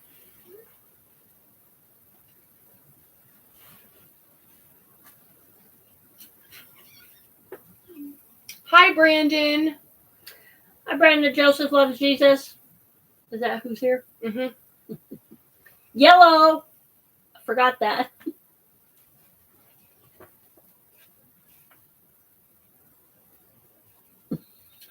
Bruce Campbell.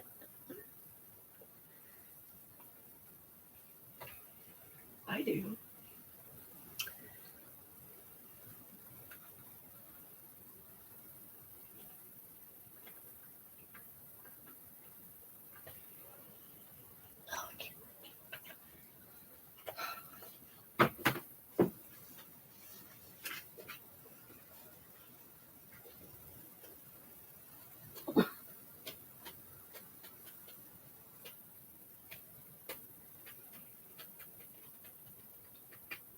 What's that word?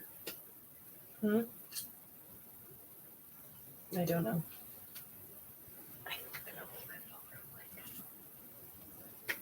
Nobody's answering her call. Yelling at Rudy. He's being kind of irritating.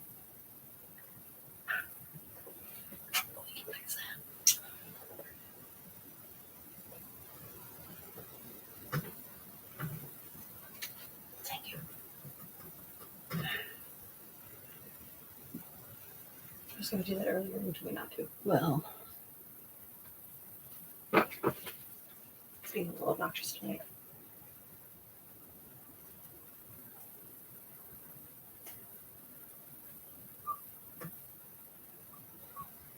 That's only blocking for me.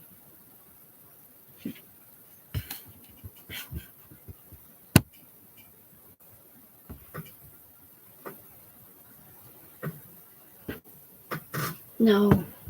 Yeah, do that. And then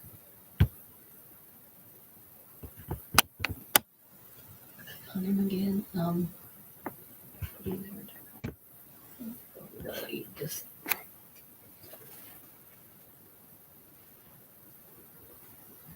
For 300 seconds.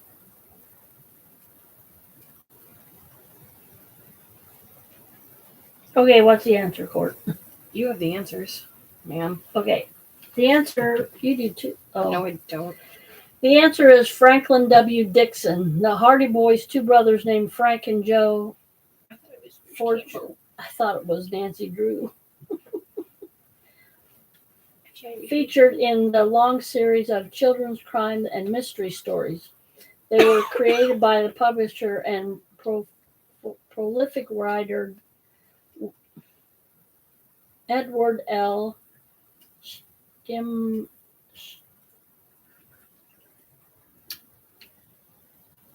Startmeyer? Startmeyer, and made their first appearance in The Tower Treasure in 1927.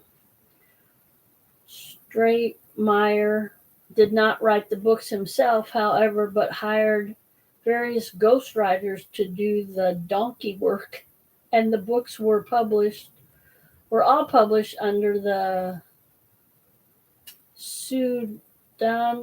I've heard of this before. Franklin W. Dixon. Pseudonym Frank W. Dixon. It's hard to know how many books there were featuring the characters, but most lists agree that just under 200 in the main series were published between 1927 and 2005. Hi, one of a kind. Plus around 120 case files between 1987 and 1998 that were aimed at older children.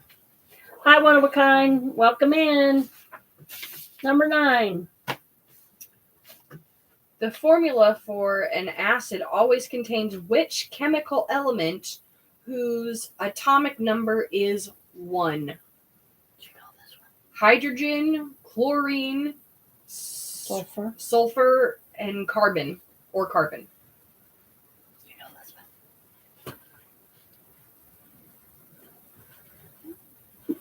one. Oh. Oreo says carbon. Nope. One of kind says sulfur. Wolf says sulfur. Holy says hydrogen. Ding, ding, ding, ding. Holy's on fire tonight. Is she Googling these answers? Better get a fire extinguisher and put her out. Acids all contain hydrogen, which is the symbol H. A couple of best known include sulfuric acid, which has the chemical formula H2SO4, and hydrochloric acid, HCl. An acid will turn luminous paper red and has the property of neutralizing an alkaline. Back to your chemistry classes. Hydrochloric acid is what they use to dissolve bodies. Hydrochloric. I think my dad used to get this stuff. I don't think you can get it anymore. He used to get stuff and put down our toilet. It bubbled. It's a pool chemical. It bubbled, and he said, "Do not get." I mean, it had a big skull and crossbones. Don't get it on you; it'll eat your skin. And I think it was hydrochloric acid. With enough of it, it'll eat a human body. He said, "Don't get it on your." And I was always afraid of it, but he got it every once in a while. I watch way too many true crime shows. He watched. Who's that? Chemistry was hard. I didn't take chemistry. I took biology. Chemistry was fun, playing with all those chemicals. Oh, our science teacher, he was I think a kid in our class got him fired. He was out there. See, it don't look like we're... Can everybody hear us okay? Nobody's complaining. All right. Number 10, Courtney. Oh, no, we have 15 to this one. In 1999, the manufacturer of Life Savers fruit candy held a public vote with the aims to replace which flavor? Hint. No, don't give the hint. Okay. The hint gives it away. Strawberry, crunchy frog, watermelon, or pineapple. Crunchy frog, because who wants to flavor crunchy frog? Holy says pineapple. Holy is correct. Telling you what, Holy, I'm gonna get the dry ice. We gotta put you out. Extinguish you, girl. Extinguish you. Wolf, they should replace watermelon because who eats watermelon flavored candy? That's nasty. They cannot duplicate. Might as well go outside and lick sidewalks. They cannot duplicate watermelon or strawberry or banana Banana properly. Since 1935, each fruit-flavored Lifesaver sold in the United States had contained a fruit mix of 5 flavors: pineapple, lime, orange, cherry, and lemon.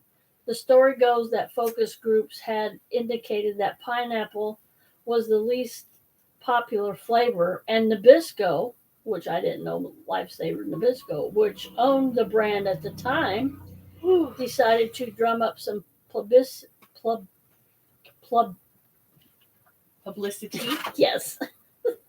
By running a public vote to replace it, by asking the public to vote for either retaining it or replacing it with strawberry or watermelon. Things didn't go quite as planned.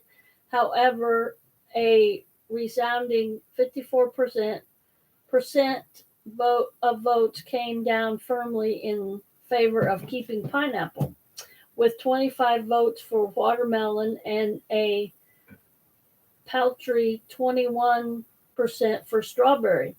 Pineapple therefore survived, although a couple of years later, the company quietly replaced 3 of the other flavors. They quietly replaced them. Quietly. Those big corporations.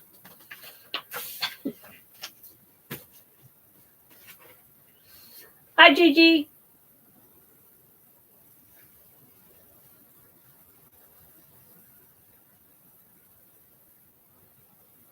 Already did it, Holy.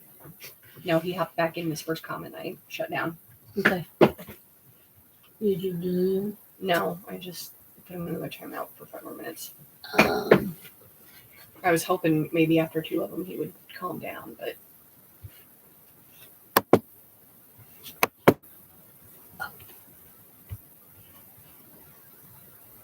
Go ahead, read your question. I can't read this one. I don't know what the big word is. Just spell it out. We're skipping number 11 because I can't read it. Just stand it. Just. Well, we'll come back to it.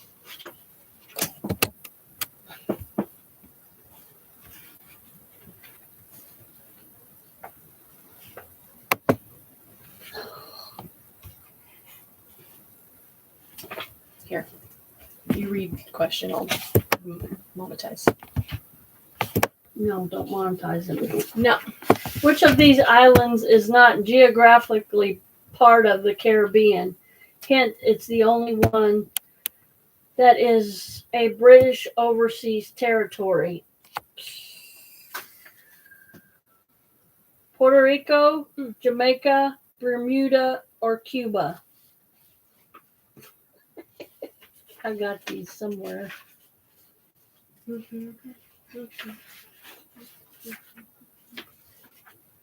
Where you can see them.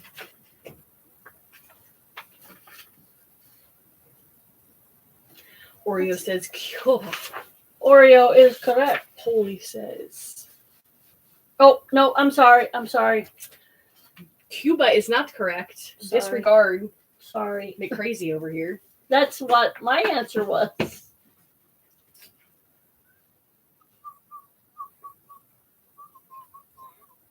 Did you get it? Did you get it? Yeah, I removed him. Now you got me all messed up.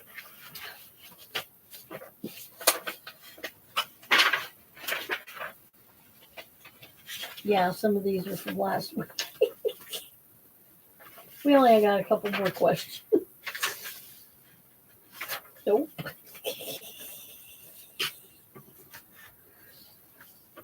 Here we go. One of a kind says Bermuda. Ding, ding, ding, ding, ding. Bermuda, Jamaica.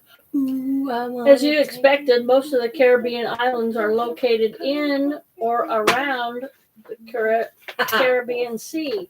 To east of Central America, Bermuda is rather more remote, being situated in the Atlantic Ocean about 650 miles east of the United States of North Carolina.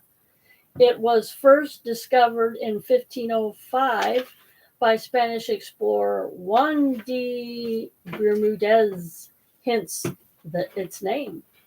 Although the first permanent settlement was not until 1612, when British settlers found the town of New London, later renamed St. George's Town.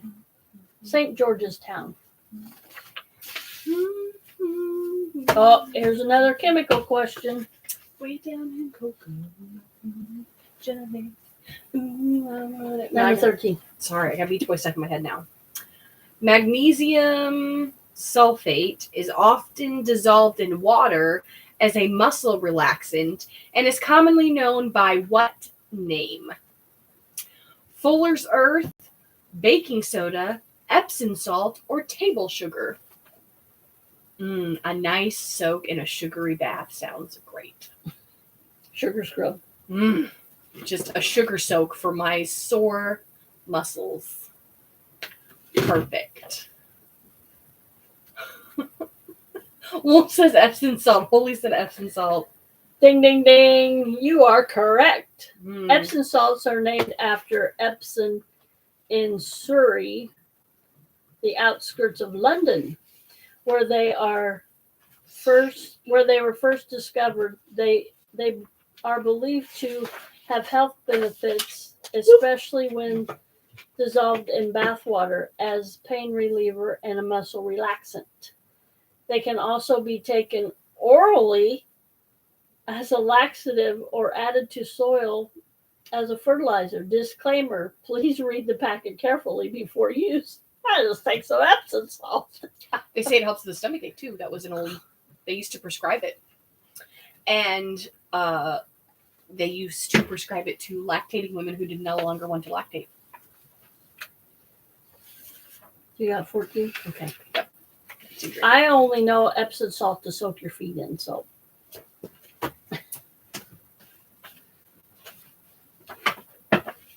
I only know that because I watch a British TV show that's medical. It's about midwifery in the 50s and 60s. After the war, the baby boom. Anyway. How fast is the speed of light? 136,000 miles per second, 158,000 miles per second, 156,000 miles per second, or 186,000 miles per second? I got this one wrong. Yes, magnesium can help you sleep. It's a relaxant, and it's a natural relaxant.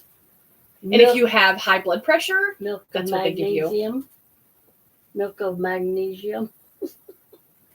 Yeah. My dad used to drink Maalox like he used to keep a bottle in the fridge. He had an ulcer. Oreo says 156 miles. That's what I. One of a kind says 186,000. Yes, one of a kind. That is correct. My dad used to drink Maalox like I don't know, like. I used to drink a bottle of it every couple days when I was pregnant because I had terrible heartburn because my child was born with that golden halo. Actually, it was a golden puckball when he was born, but There's an obvious variation between ways to express the speed of light. You could say it travels approximately 671, is that million? Miles per hour, or precisely 299,792,458 meters per second. However, 168,000 miles per second is often used because it is relatively easy to remember, being only 6 digits, 3 of those which are zeros. You could also express the speed of light as 173 astronomical units per day, but most people don't know what an astronomical unit is. That's not particularly helpful. Likewise, 0.307 parsecs per year. But feel free to select whichever suits you. I don't know that. So, anyway, last question.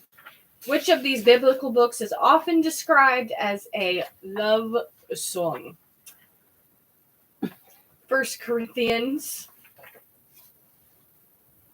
Daniel, Zephaniah, or Song of Solomon?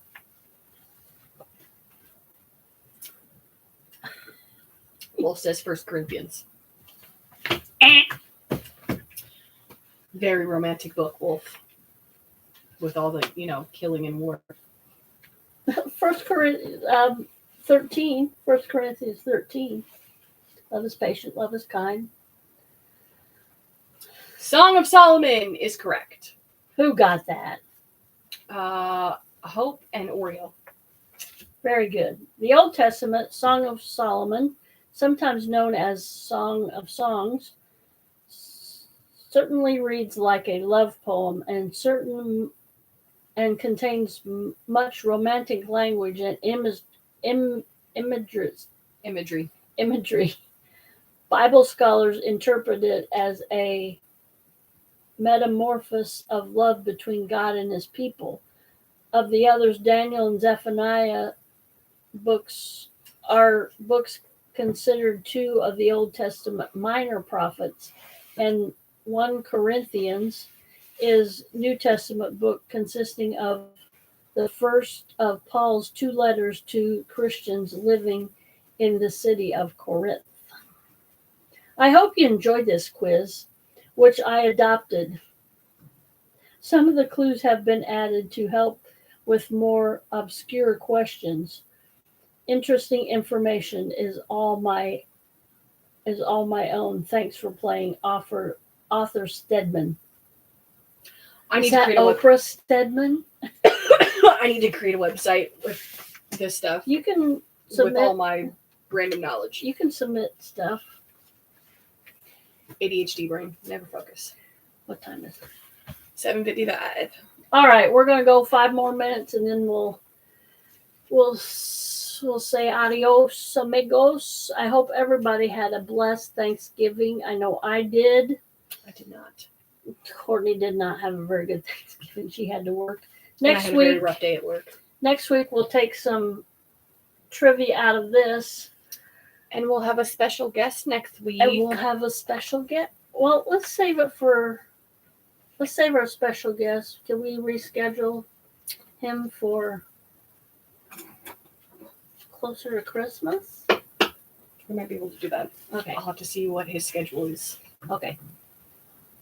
So I found this book at Dollar Tree for $1.25. Oh, it says we're a veteran-owned business, especially serving those without easy access to. That's this advertisement. Never mind. So yeah, this has a lot. I thought it was for kids, but some of these are. But look at it looks like from the 50s. It's from the editors of Parade magazine. So I can't wait to have Henry home either. And I really want to take him to go see this Christmas movie that they're playing downtown. But I realized the only one I'm pretty sure he would sit through is not on a week that I have him. And I have to work Christmas too. I'm 99.9% sure I will, so I'm kind of upset about that. So he'll probably end up being with his dad for Christmas too. Riddle me this. That's a good one.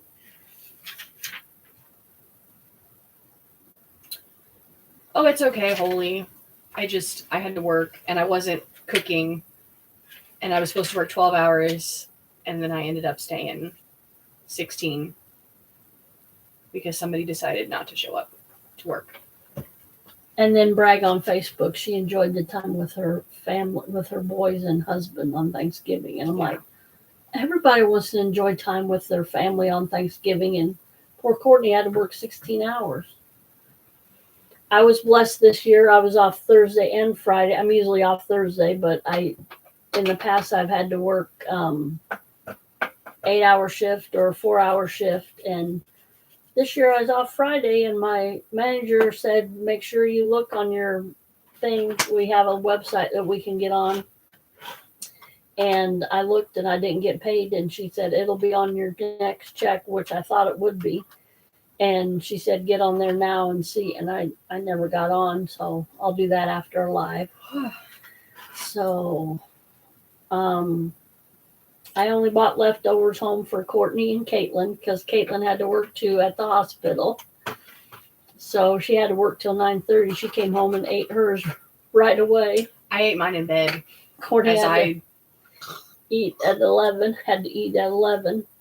Only leftovers I had was pumpkin pie and pecan pie. My mom made whole pumpkin pie and a pecan pie, and I took a little sliver. I tried every dessert. My sister had lemon lush, had pumpkin pie, pecan pie. I didn't have the pumpkin pie. I took a little sliver of pecan pie, pumpkin bars. What else? Somebody made cookies, but I didn't eat those. I just took a little bit of each one. I had to sample each one. I had Thanksgiving dinner at work, but it was okay. So I bought home like a third of the pecan pie and about a half of the pumpkin pie. And my cranberry, I got to get that to you, Holy. I was just thinking about that today. I got to mail that recipe to Holy. It's really easy. I thought it was hard and complicated. I'm like, if my sister wants me to bring that every Thanksgiving, I'll bring it. So, yeah, it would also make a neat Christmas because it's really pretty. It's cranberries, it's the pretty red. It's the seasonal. It wasn't that bad. My Thanksgiving was okay. It wasn't that bad, Wolf. I mean, I had a bad day, but it got better. I just had a really natives. I think they could sense it was a holiday, and the few that acted up were ones that don't get to go out, so... Yeah, I think that's why they were acting a fool. But I got to see one of my residents drunk. He came back to us drunk, and he was the hoot. Which is okay. And now it's fun. I'm glad I was there. It wasn't as bad as I thought it was going to be working 16 hours. I had good help when I had help. Oh, pumpkin bars are delicious. And cranberry, I've always did like the cranberry sauce in the can, but my manager, she's working with me now. She's going to bring her family recipe of cranberry sauce of their and she said mandarin oranges. I said, I seen somebody make that on YouTube. Got mandarin oranges, and so she's supposed to bring me some Monday. So I will get that recipe to you, Holy. I'm sorry. I'm hungry again. All right, everybody. We're going to say bye now and stay safe and stay blessed and smile because I love you. Courtney loves you, but more importantly, God loves you. Bye. We'll see you next Saturday night in our live. Bye, everybody. Guys.